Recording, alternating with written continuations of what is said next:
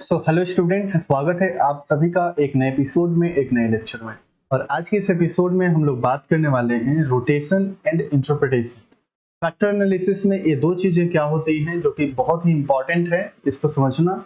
जब हम factor analysis की बात करते हैं तो हम इन दोनों चीजों की जरूर बात करते हैं, ठीक है। जब एक कोई रिसर्च कंडक्ट करता है रिसर्चर, अगर वहां पे फैक्टर एनालिसिस है तो वहां पे मान के चलिए रोटेशन इंटरप्रिटेशन दोनों की जरूरत पड़ती है। तो चलिए आइए इस एपिसोड में हम इसी टॉपिक को एक्सप्लोर करते हैं, ठीक है। कॉम्प्रिहेंसिव लेवल पे हम लोग इसको एक्सप्लोर करेंगे और यह भी देखेंगे कि नेट के एग्जाम में यहाँ से कैसे कैसे क्वेश्चंस बन सकते हैं और कैसे कैसे एमसीक्यूज बन सकते हैं जो कि आपके सामने एग्जाम में आ सकते हैं, ठीक है। तो दोस्तों चलिए आगे बढ़ते हैं। जैसा कि आप जान रहे हैं हम लोग research methodology and statistics discuss कर रहे हैं psychology OGC net unit second का, ठीक है। जिसके अंतर्गत हम लोग आज रोटेशन एंड इंटरप्रिटेशन को डिस्कस करेंगे फैक्टर एनालिसिस के अंतर्गत, ठीक है। सो अगर आप इस चैनल पे नए हैं तो कुछ नहीं तो इसको चैनल को सब्सक्राइब कर दीजिएगा, वीडियो को लाइक कर दीजिएगा, दोस्तों के पास शेयर भी कर दीजिएगा, क्योंकि आप जानते हैं हम लोग इस चैनल पे केवल साइकोलॉजी से रिलेटेड वीडियो को डिस्कस करते हैं, ऑल अबाउट नेट साइकोलॉजी से रिलेटेड वीडियो को डिस्कस करते हैं, जो कि आपकी काफी सहायता करते हैं नेट एग्जाम में, ठीक है। सो चलिए आगे बढ़ते हैं और हम लोग डिस्कस करते हैं कि क्या होता है पहले नंबर पर फैक्टर एनालिसिस, फिर इसके बाद हम लोग करते हैं रोटेशन और इंटरप्रिटेशन क्या होता है। तो जनरली जब हम फैक्टर एनालिसिस की बात करते हैं तो यह वेरिएबल के बीच छुपे हुए कॉमन ट्रेड्स यानी फैक्टर को पहचानता है, ठीक है। और इसका जो इस्तेमाल होता है लंबे सिंपल साइज के लिए इस्तेमाल किया जाता है, ठीक है। अब जैसा कि मान के चलिए एक रिसर्चर है, वो स्टडी करना चाहता है, ठीक है। अब पर्सनालिटी टेस्ट की अगर हम बात करते हैं, ठीक है, एक रिसर्चर है वो क्या टेस्ट करना चाहते हैं, पर्सनालिटी, ठीक है। पर्सनालिटी मेजर करना चाहते हैं। अब पर्सनालिटी मेजर करने के लिए रिसर्चर्स ने कितने क्वेश्चन को डिजाइन किया, क्वेश्चन को उन्होंने जो डिजाइन किया 20 क्वेश्चन, ठीक है। हम मान के चलते हैं Q1 Q2 Q3 Q4 and इसी तरीके से कितना चला जाएगा, Q20 तक चला जाएगा, ठीक है। ये सब सारे क्वेश्चंस हैं, ठीक। ये सारे क्वेश्चंस हैं जो कि क्या मेजर कर रहे हैं, पर्सनालिटी ट्रेट्स को मेजर कर रहे हैं, यानी पर्सनालिटी की अलग अलग विशेषताओं को मेजर कर रहे हैं। अब सवाल यहाँ यह उठता है, ये सारे क्वेश्चंस जो हैं, सारे क्वेश्चंस क्या डिफरेंट डिफरेंट पर्सनालिटी को मेजर कर रहे हैं या उनमें कुछ समानता है, ठीक है। ऐसे समझ सकते हैं कि क्या, जैसे मान के चलिए Q1 Q2 और Q3 ये तीनों अलग अलग चीजों को मतलब कि मेजर कर रहे हैं, तीनों अलग अलग इंडिपेंडेंट चीजों को मेजर कर रहे हैं, या तीनों लगभग एक ही चीजों को मतलब मेजर कर रहे हैं, ठीक है। जैसे कि अगर हम मान के चलते हैं ऐसे क्वेश्चंस हैं जो कि सोशल कॉन्फिडेंस को प्रेजेंट कर रहे हैं, ठीक है। अब मान के चलिए सोशल कॉन्फिडेंस में क्या आ जाएगा, सोशल कॉन्फिडेंस में यानी कि पब्लिक में वो बात करता है, लोगों के बीच में जाकर के बोलना उसको पसंद आता है, ठीक है। तो यह देखना है कि वेरिएबल फर्स्ट, यानी कि मान लीजिए क्वेश्चन फर्स्ट, एक क्वेश्चन इज इक्वल टू एक वेरिएबल इसके अंतर्गत आता है, यानी कि हर एक क्वेश्चन एक वेरिएबल की तरह काम करता है, ठीक है। तो यही देखना है कि क्या Q1 Q2 Q3 अलग अलग क्वेश्चंस को, अलग अलग पर्सनालिटी ट्रेट्स को बता रहे हैं या इनमें कुछ समानता है, ठीक है। अगर इनमें कोई समानता है तो उसको एक श्रेणी में रख लिया जाएगा, ठीक है। अगर उनमें मान के चले कोई समानता है, जैसे हम मान के चलते हैं Q1 Q2 Q3 एक तरीके की पर्सनालिटी कैरेक्टरिस्टिक्स बताते हैं, तो इसको हम किसमें कर देंगे, फैक्टर नंबर 1 में आ जाएंगे। इसी तरीके से Q4 से Q6 तक चले जाएंगे, Q7 तक चले जाएंगे, वहां पे फैक्टर नंबर 2, ये अलग अलग पर्सनालिटी को प्रेजेंट कर रहा है। तो इसी तरीके से मान के चलिए ये फैक्टर हो जाते हैं, फैक्टर को हम आइडेंटिफाई कर लेते हैं, ठीक है। बट इसके पीछे एक लॉजिकल प्रोसेस होता है, फंडामेंटल प्रोसेस होता है, ठीक है। अब इस चीज को डिस्कस करते हैं, यहीं पे हम बात करते हैं किसकी, मतलब आपके जो होता है रोटेशन और इंटरप्रिटेशन की, ठीक है। तो आप मान के चलिए, जैसे मान के चलिए Q1 और Q2 जो है क्या रिप्रेजेंट कर रहे हैं, अलग फैक्टर को। Q1 Q2 Q3 क्या प्रेजेंट कर रहे हैं, सोशल एंजाइटी को प्रेजेंट कर रहे हैं। Q4 Q5 एंड Q6 जो है ये अलग पर्सनालिटी कैरेक्टर को प्रेजेंट कर रहे हैं, उसे हम मान के चलते क्या कर रहे हैं, सोशल एंजाइटी को प्रेजेंट कर रहे हैं। इसी तरीके से तीन मेन फैक्टर यहाँ पे सामने आ गए, पहला है सोशल कॉन्फिडेंस, दूसरा है एंजाइटी और तीसरा है मोटिवेशन। तो ये क्या हो जाता है, फैक्टर एनालिसिस हो जाता है एक्चुअली, ठीक है। तो फैक्टर एनालिसिस के अंतर्गत क्या होता है, बहुत सारे वेरिएबल्स होते हैं बहुत सारे वेरिएबल्स को एक तरीके से क्या किया जाता है, उनमें कॉमन फैक्टर को फाइंड किया जाता है और वही फैक्टर आते हैं और ये प्रोसेस क्या कहलाता है, फैक्टर एनालिसिस कहलाता है। ठीक है, तो ये चीजें आपको समझ में आ गई होंगी। अब हम लोग आगे बढ़ते हैं और डिस्कस करते हैं दूसरी जो होती है फैक्टर एनालिसिस में, या मतलब कि और शुरुआत में तो रिजल्ट आता है पर एक कॉम्प्लेक्स होता है। ठीक है, जैसे मान के चलिए सोशल कॉन्फिडेंस या सोशल एंजाइटी या सोशल मोटिवेशन जो है, इसको नाम देने से पहले भी एक कॉम्प्लेक्सिटी से होकर गुजरता है, एक प्रोसेस से होकर गुजरता है, फंडामेंटल साइंटिफिक प्रोसेस होकर गुजरता है। अब इसको समझने के लिए हम इस्तेमाल करते हैं किस चीज का, रोटेशन का इस्तेमाल करते हैं। ठीक, कि हम इसका यही नाम क्यों देंगे, यानी कि सोशल कॉन्फिडेंस ही नाम क्यों देंगे, तो इसी चीज को समझने के लिए हम किसका इस्तेमाल करते हैं, ये रोटेशन का इस्तेमाल करते हैं। तो यह मानिए कि rotation is a technique by which we simplify the factor loadings, यानी कि रोटेशन एक ऐसी टेक्निक होती है जिससे हम फैक्टर लोडिंग को मतलब क्या करते हैं, सिंप्लीफाई करते हैं। फैक्टर लोडिंग मतलब ये है Q1, Q2 और Q3, ये तीनों मतलब मान के चलिए वेरिएबल हैं। ठीक है, इनके बीच में कितना स्ट्रॉन्ग रिलेशनशिप है, कितना स्ट्रॉन्ग रिलेशनशिप है, कितनी स्ट्रॉन्ग बॉन्डिंग है, जिसको हम एक कैटेगरी में ला सकते हैं। तो इसी बॉन्डिंग को, इसी स्ट्रॉन्ग रिलेशनशिप को हम क्या कह देते हैं, फैक्टर लोडिंग कह देते हैं।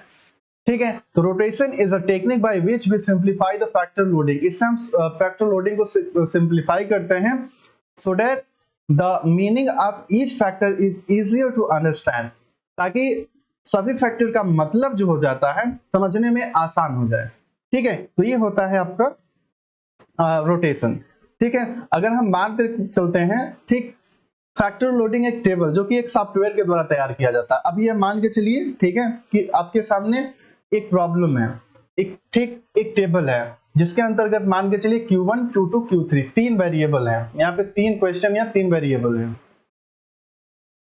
ये क्या है, तीन वेरिएबल है। अब फैक्टर 1 की वैल्यू कितनी दी है, 0.5 to 0.50 एंड 0.51, और फैक्टर 2 की वैल्यू कितनी दी है, 0.45, 0.46 एंड 0.49। ठीक है, तो ये वैल्यू कहां से कहां तक प्रेजेंट करती है, -1 से +1 के बीच में ये वैल्यू रहती है। ठीक है, तो ये क्या है, एक तरीके से टेबल है जो कि सॉफ्टवेयर से द्वारा तैयार किया गया है या एनालिसिस के द्वारा तैयार किया गया है। ठीक है, अब हम मान के चलते हैं इसमें कोई हमें चीजें समझ में नहीं आ रही हैं कि कौन चीजें किससे रिलेट कर रही हैं।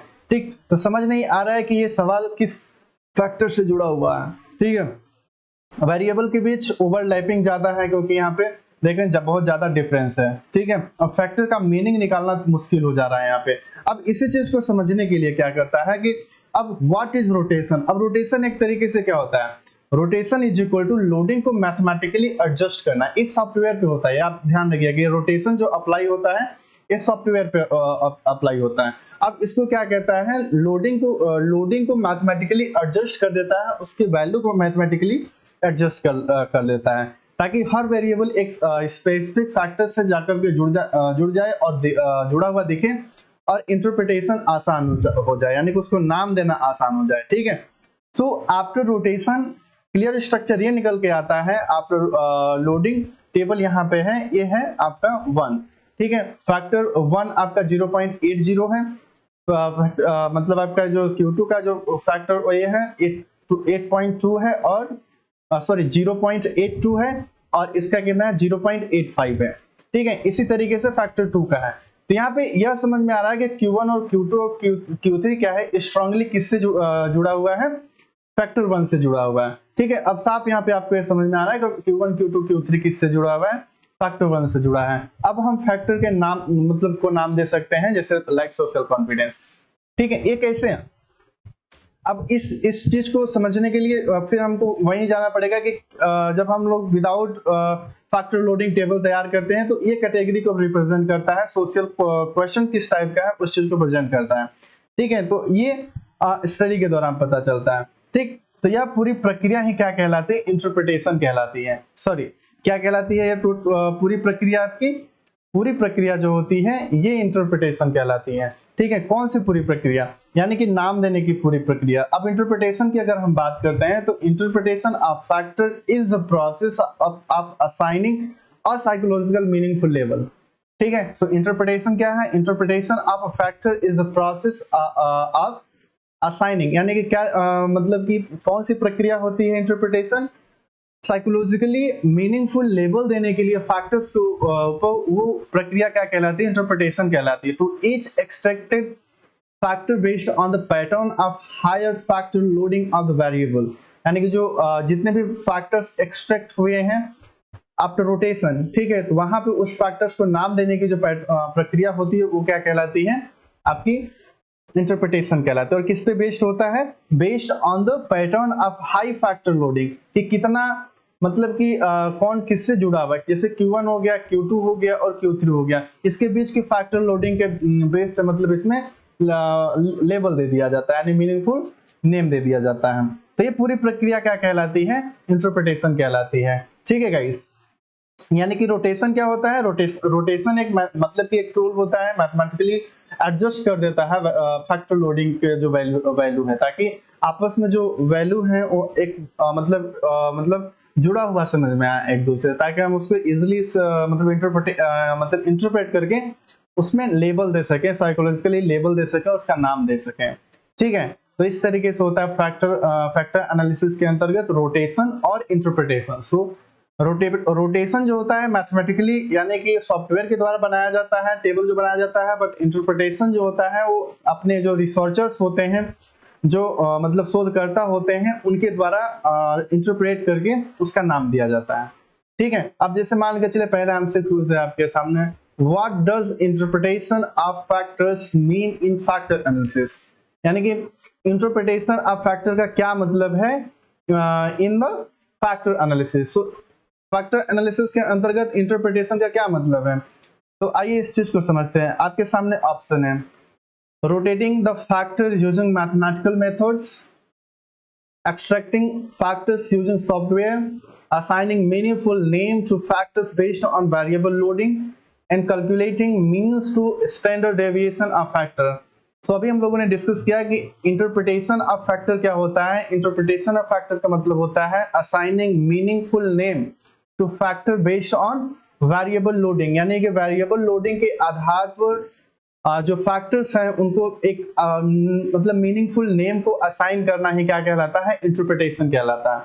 ठीक है, तो इस तरीके से कभी कभी डायरेक्ट क्वेश्चन आ जाता है आते हैं नेट के एग्जाम में, तो इस चीज को समझना होगा आपको। ठीक है, ये चीजें समझ में आ गई हैं, मुझे उम्मीद है कि चीजें समझ में आ गई होंगी और आपको कोई डाउट नहीं है। अगर कोई भी डाउट होता है तो आप कमेंट बॉक्स में कमेंट कर सकते हैं इसको। ठीक है, सो इंटरप्रिटेशन ऑफ फैक्टर का मतलब क्या होता है, फैक्टर लोडिंग को देख करके यह तय करना है कि कौन से वेरिएबल किस कॉमन कॉन्सेप्ट को रिप्रेजेंट कर रहा है, किस कॉमन फैक्टर को रिप्रेजेंट कर रहा है, और उस आधार पर हम फैक्टर को क्या कर देते हैं, नाम दे देते हैं। तो यही प्रक्रिया क्या कहलाती है, फैक्टर इंटरप्रिटेशन या इंटरप्रिटेशन ऑफ फैक्टर कहलाती है। ठीक है, नेक्स्ट क्वेश्चन आपके सामने है, और नेक्स्ट क्वेश्चन ये है कि factor interpretation is mainly based on, factor interpretation किसके ऊपर बेस्ड होता है। ठीक है, तो फैक्टर लोडिंग पे बेस्ड होता है, अभी हम लोगों ने डिस्कस किया। So factor interpretation is mainly based on the pattern of high loading on factor.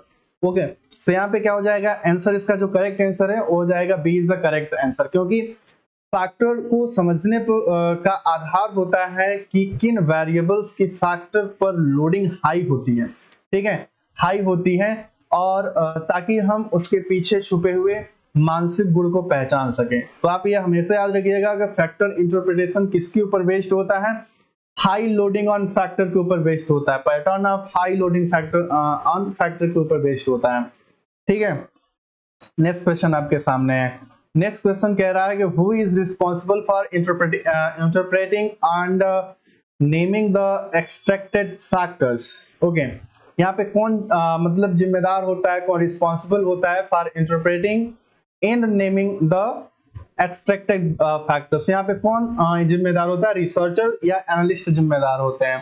ठीक है, तो करेक्ट आंसर इज क्या हो जाएगा, देन करेक्ट आंसर इज हो जाएगा आपका सी, बिकॉज यहाँ पे हम लोग डिस्कस किए थे सॉफ्टवेयर सिर्फ नंबर्स को यानी फैक्टर लोडिंग्स को निकालता है। ठीक है, लेकिन जब उन नंबर्स के आधार पर फैक्टर को नाम देना रहता है तो ये रिसर्चर्स द्वारा किया जाता है, एनालिस्ट द्वारा किया जाता है।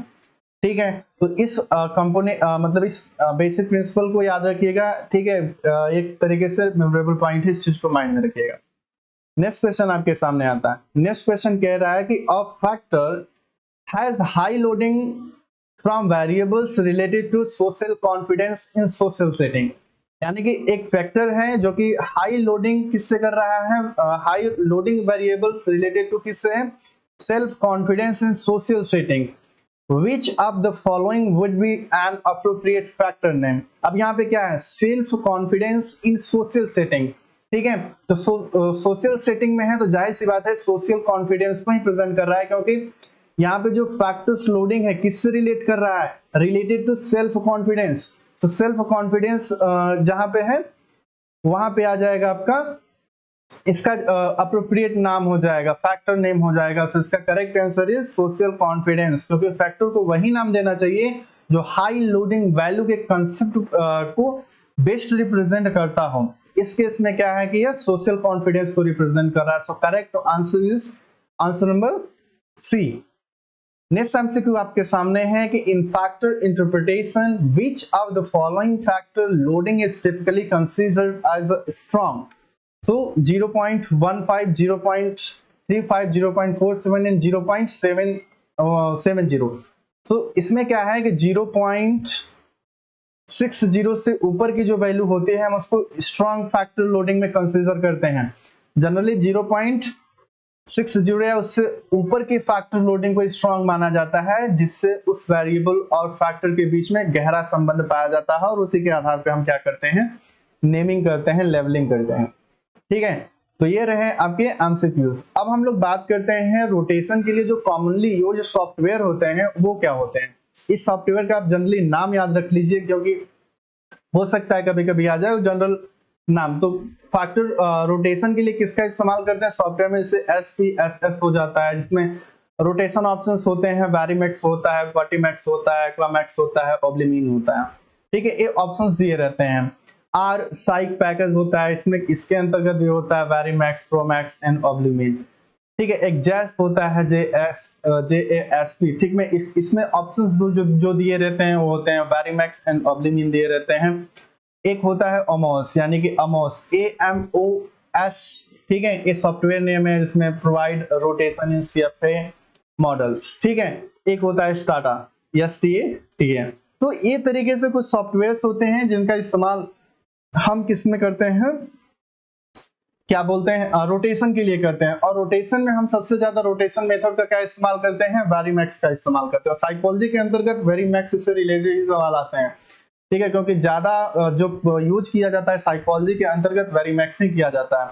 ठीक है, और टाइप ऑफ रोटेशन की हम बात करते हैं तो दो तरीके के रोटेशन आपको देखने को मिल जाते हैं। पहला होता है ऑर्थोगोनल और दूसरा होता है ऑब्लिक्यू। ठीक है, ऑर्थोगोनल में क्या होता है, फैक्टर्स इंडिपेंडेंट होते हैं जैसे कि वेरिमैक्स हो। ठीक है, और ऑब्लिक्यू में क्या होता है, फैक्टर आपस में रिलेटेड होते हैं। ठीक है, जैसे ओब्लिमिन, प्रोमैक्स। ठीक है, तो इस चीज को भी याद रखिएगा। सो टाइप ऑफ रोटेशन दो टाइप के होते हैं, ऑर्थोगोनल एंड ऑब्लिक्यू। ठीक है, तो ऑर्थोगोनल में फैक्टर क्या होते हैं, इंडिपेंडेंट होते हैं। कभी कभी यहीं से डायरेक्ट क्वेश्चन बन जाता है कि ऑर्थोगोनल में फैक्टर किस टाइप का होता है, तो फैक्टर हमेशा इंडिपेंडेंट होता है, लाइक ए वेरिमैक्स। ठीक है, उसी तरीके से ऑब्लिक्यू के अंतर्गत फैक्टर आपस में क्या होते हैं, रिलेटेड होते हैं। यहाँ से यानी कि यहाँ से दो क्वेश्चन इंपॉर्टेंट बन सकते हैं एग्जाम के अंतर्गत। ठीक है, अब साइकोलॉजी में अक्सर हम किसका इस्तेमाल करते हैं, वेरिमैक्स का इस्तेमाल करते हैं। इस चीज को तो हम लोग कवर चुके हैं। ठीक है, सो वेरिमैक्स एक रोटेशन टेक्निक होता है जो कि फैक्टर एनालिसिस में यूज होती है, ताकि हमें क्लियर और समझने लायक रिजल्ट मिल सके। तो आप यह मान के चलिए वेरिमैक्स एक रोटेशन टेक्निक होती है। ठीक है, सो वेरिमैक्स रोटेशन जो होता है फैक्टर लोडिंग्स को ऐसे घुमाता है कि वे हर वेरिएबल सिर्फ एक ही फैक्टर से स्ट्रांगली जुड़ा रहे, और बाकी सबको क्या कर देता है, एक्सक्लूड कर देता है, और बाकी सबको क्या कर देता है, कम या नहीं जुड़े रहने के बराबर कर देता है। ठीक है, अब हम लोग के सामने पहला क्वेश्चन है, यहाँ से कुछ तरीके से एमसीक्यूज आ सकते हैं, इस चीज को डिस्कस करते हैं। तो यहाँ से एमसीक्यूज आ सकता है, varimax rotation is factor analysis is used to. So यहाँ पे है कोरिलेशन फैक्टर के लिए वेरिमैक्स का इस्तेमाल किया जाता है, minimize factor loading, simplifying interpretation by making factor more distinct and remove outliers. So correct answer क्या हो जाएगा, ये हो जाएगा ऑप्शन नंबर सी, क्योंकि वेरिमैक्स जो होता है चीजों को, इंटरप्रिटेशन को क्या करता है, वो सिंप्लीफाई कर देता है, और बाकी को क्या कर देता है, डिस्टिंक्ट कर देता है। ठीक है, नेक्स्ट क्वेश्चन आपके सामने है, अगर हम बात करते हैं फैक्टर रोटेशन जो होता है उसका बेनिफिट क्या होता है, क्यों अप्लाई किया जाता है। तो इसको अप्लाई करने का बेनिफिट होता है कि फैक्टर लोडिंग सिंपल बना देता है, जिसे समझने लायक बना देता है और इजी टू अंडरस्टैंड बना देता है। वेरिएबल की ग्रुपिंग साफ दिखा देता है यहाँ पे, ठीक है। और फैक्टर का नाम आसानी से रखने में रिसर्चर और एनालिस्ट को सहायता हो जाती है, ओवरऑल इंटरप्रिटेशन को आसान कर देता है आपका रोटेशन, ठीक है। तो रोटेशन के एक कुछ बेनिफिट्स होते हैं, इस चीज को भी आप अपने माइंड में रख लीजिएगा। नेक्स्ट क्वेश्चन आपके सामने है कि rotation in factor analysis is used to create more variable, confuse the structures and make interpretation easier and remove sample size effects. So इसका करेक्ट आंसर हो जाएगा, correct answer C is the correct answer, because rotation in factor analysis is used to make interpretation easier, ठीक है। यानी कि इसमें जो interpretation होता है उसको इजियर बनाने के लिए हम किसका इस्तेमाल करते हैं, रोटेशन का इस्तेमाल करते हैं, ठीक है। नेक्स्ट क्वेश्चन आपके सामने है। नेक्स्ट क्वेश्चन ये कह रहा है कि what is the main purpose of rotation in factor analysis. Main purpose क्या होता है रोटेशन का फैक्टर एनालिसिस के अंतर्गत, to create more factors, to remove outliers from the data, to simplify the factor structures for better interpretation. So क्या होता है, correct answer is C is the correct answer, क्योंकि रोटेशन का main उद्देश्य होता है कि जो फैक्टर लोडिंग शुरू में कॉम्प्लेक्स होते हैं उन्हें क्या करता है, मैथमेटिकली एडजस्ट कर दिया जाता है, ठीक है, ताकि वेरिएबल्स एक ही फैक्टर से स्ट्रांगली जुड़ा हुआ दिखे और इंटरप्रिटेशन क्या हो जाए, आसान हो जाए। तो याद रखिएगा कि जो मेन पर्पस होता है कि इसका रोटेशन का फैक्टर एनालिसिस के अंतर्गत होता है वो to simplify the factor structures for better interpretation, यानी कि सिंपल फैक्टर स्ट्रक्चर को क्या कर देता है, सिंप्लीफाई कर देता है ताकि इंटरप्रिटेशन को अच्छे तरीके से समझा जा सके। नेक्स्ट क्वेश्चन आपके सामने है एंड वो क्वेश्चन है कि varimax is an example of which type of rotation. अभी हम लोगों ने डिस्कस किया था, देखिए वहीं से क्वेश्चन आ गया। तो वेरीमैक्स किस रोटेशन का मतलब ये है, तो वेरीमैक्स ऑब्लिक रोटेशन है, डायरेक्ट रोटेशन है, ऑर्थोगोनल रोटेशन है, नॉन लीनियर रोटेशन है। करेक्ट आंसर इज सी, क्योंकि जो वेरीमैक्स ऑर्थोगोनल का एग्जांपल है। वेरीमैक्स एक ऑर्थोगोनल रोटेशन मेथड है जिसका मतलब है कि यह फैक्टर्स को आपस में इंडिपेंडेंट यानी अलग अलग मानता है। यह सबसे ज्यादा पॉपुलर रोटेशन टेक्निक है क्योंकि इसमें सिंपल स्ट्रक्चर प्रोवाइड करता है, ठीक है, और ये इजी टू यूज भी होता है। नेक्स्ट क्वेश्चन आपके सामने है, which of the following rotation method allows factor to be correlated. अभी हम लोगों ने बात किया था कि किसमें होते हैं, कौन से रोटेशन टेक्निक ने मतलब कि जो फैक्टर होते हैं रोटेशन होते हैं आपस में कोरिलेटेड होते हैं, रिलेटेड होते हैं, तो ऑब्लिक यू, ठीक है। तभी हम लोगों ने डिस्कस किया था कि ऑब्लिक यू जो होता है वो क्या करता है, चीजों को कोरिलेटेड दिखाता है। तो correct answer is A answer. So oblique mean जो होता है, ऑब्लिक मीन एक ऑब्लिक क्यू रोटेशन है जो यह मानती है कि एक्सट्रैक्टेड फैक्टर आपस में कोरिलेटेड होते हैं, संबंधित हो सकते हैं। साइकोलॉजी जैसे डोमेन्स में कई बार ट्रेड्स आपस में जुड़े होते हैं, इसलिए ऑब्लिक रोटेशन यूजफुल होती है, ठीक है। नेक्स्ट क्वेश्चन आपके सामने है, in varimax rotation the goal is to. Varimax rotation का गोल क्या होता है, maximize the total number of factors, correlate the expected components, minimize the number of participants, maximize the variance of squared loadings for each factor. So correct answer is D is the correct answer, क्योंकि इसमें क्या होता है, वेरीमैक्स का main उद्देश्य जो होता है, वेरीमैक्स मैथमेटिकली स्क्वायर्ड लोडिंग को क्या करता है, वेरिएंस के मैक्सिमाइज करता है ताकि कुछ वेरिएबल्स की लोडिंग जो होती है बहुत हाई हो जाए, ठीक है, स्ट्रॉन्ग एसोसिएटेड दिखे, और बाकी की लो यानी कि वीक एसोसिएशन कर देता है, जिससे क्लियर इंटरप्रिटेशन पॉसिबल हो पाता है, ठीक है। नेक्स्ट क्वेश्चन आपके सामने है, after applying varimax rotation which of the following is expected. After applying varimax rotation के अप्लाई करने के बाद which of the following is expected. So loading become more evenly distributed across all factor variables, load highly on one factor and low on another is a correct answer। ये सही answer लग रहा है, ठीक है। So answer number B, varimax rotation का उद्देश्य होता है कि हर वेरिएबल सिर्फ एक ही फैक्टर से स्ट्रांगली जुड़ा दिखे, ठीक है, और बाकी फैक्टर से उसका कनेक्शन बहुत कम या न के बराबर हो, इससे हमें क्लियर ग्रुपिंग मिलती है, ठीक है गाइस। सो ये रहे कुछ एमसीक्यूज, ठीक है। और मान लीजिए बेटर अंडरस्टैंडिंग के लिए हम लोग एमसीक्यूज का इस्तेमाल किए, इस तरीके से क्वेश्चंस बन सकते हैं एग्जाम में। सो आज के इस एपिसोड में बस इतना ही रखते हैं। और आज के एपिसोड में हम लोगों ने डिस्कस किया है रोटेशन और इंटरप्रिटेशन क्या होता है फैक्टर एनालिसिस के अंतर्गत, और एमसीक्यूज को भी लिया बेटर अंडरस्टैंडिंग के लिए। तो अगर कोई भी डाउट है आपको तो कमेंट बॉक्स में कमेंट कर दीजिएगा। नेक्स्ट एपिसोड में हम लोग उस डाउट को जरूर क्लियर कर लेंगे। और आज के इस एपिसोड में बस इतना ही रखते हैं। Bye bye guys.